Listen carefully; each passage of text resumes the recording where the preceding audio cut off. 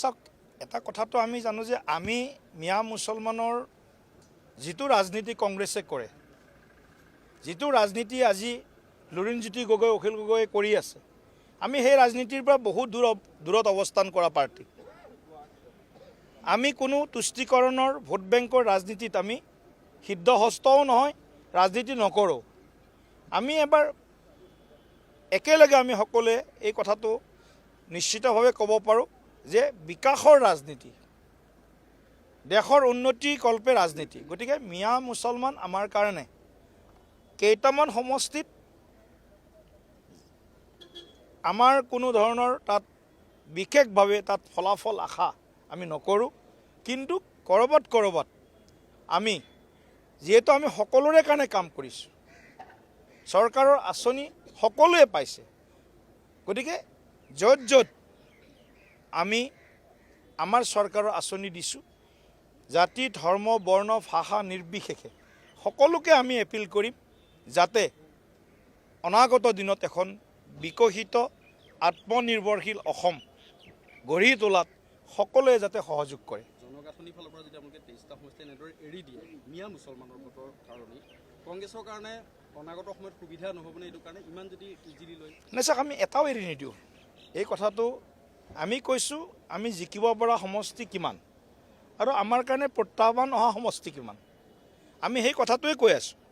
আমি না ধুবুৰীক এৰি দিম, না মানকাছাৰক এৰি দিম, না হয়তো আমাৰ বৰাক ভেলীৰ কোনো সমষ্টিক এৰি দিম। আমি 126টা সমষ্টিত NDA নিৰ্বাচন খেলিব।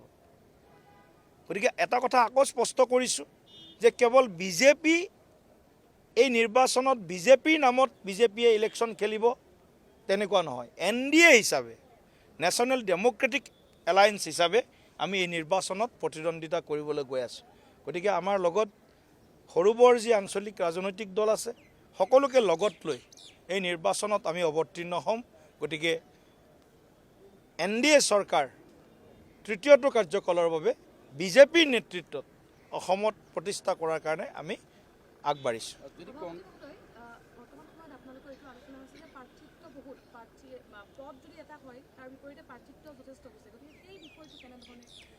এইখিনি কথা আমি এইকেইদিনৰ ভিতৰত আমি অকণমান আলোচনা বিলোচনা কৰি এই এছপাইৰেণ্ট প্ৰত্যাশীসকল কমাম অলপ লাহে লাহে। এইকেইদিন বহুত হৈছে, বহুতৰ নাম ওলাই আছে, আমি অকণমান তেওঁলোকৰ লগত কথা বতৰা পাতিম। এই জানুৱাৰী মাহতেই আমি যিমান পাৰোঁ সিমান প্ৰাৰ্থিত্ব প্ৰত্যাশীৰ সংখ্যা কমোৱাৰ কাৰণে আমি আমাৰ জ্যেষ্ঠ নেতৃবৃন্দ, আমাৰ যিসকল অভিভাৱক বা মাৰ্গদৰ্শক আছে, তেওঁলোকৰ লগত কথা পাতিব।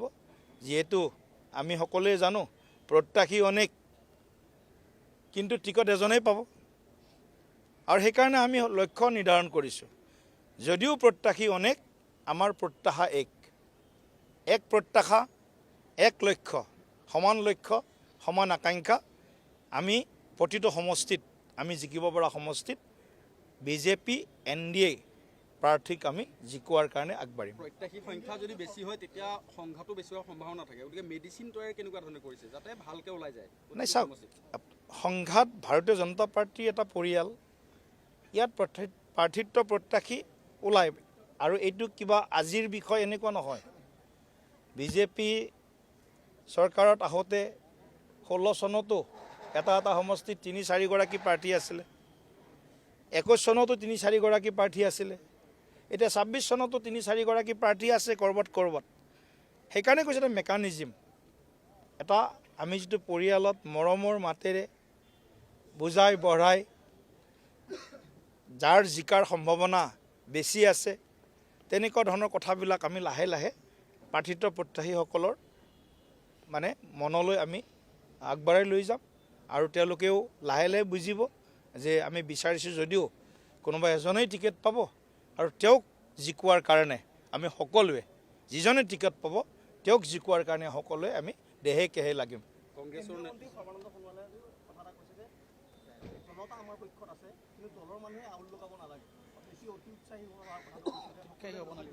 নাই, সেই কথাটো আমি সদায় কৈ আছোঁ, এইটো নতুন কথা কোৱা নাই সৰ্বানন্দ সোণোৱাল ডাঙৰীয়াই। আমি প্ৰতিখন মিটিঙত কৈ আছোঁ যে অত্যাধিক আত্মবিশ্বাসী কোনো হ'ব নালাগে। আত্মবিশ্বাস বুকুত বান্ধি ৰাজনৈতিক যিটো আমাৰ যাত্ৰা আৰু কেৱল আমি কথাটোক আন এটা দৃষ্টিকোণেৰে বিষয়টো আগবঢ়াব বিচাৰিছোঁ। 2026 কেৱল বিজেপি নেতৃত্বত NDA চৰকাৰ কৰাই আমাৰ লক্ষ্য নহয়। আমি সভ্যতাৰ যুঁজখনত আমি জিকিব লাগিব, আমি হাৰিব নোৱাৰোঁ।